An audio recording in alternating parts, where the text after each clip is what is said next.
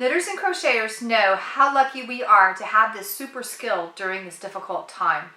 Aside from keeping our hands busy and our minds occupied, it is meditative, relaxing, and has proven psychological benefits. Don't know how to knit or crochet? Even though you may be stuck at home, it doesn't mean you can't embrace this opportunity to learn.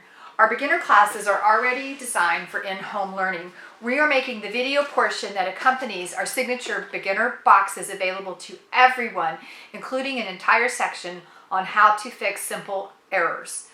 Even though the internet is filled with countless instructional videos, it can be difficult to sort through the good and the bad to find what is relevant to you.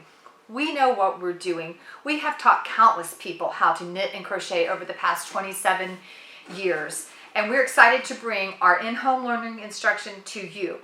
Hop on over to news.swacknit.com for the video links. If you already have yarn, knitting needles, or a crochet hook on hand, great.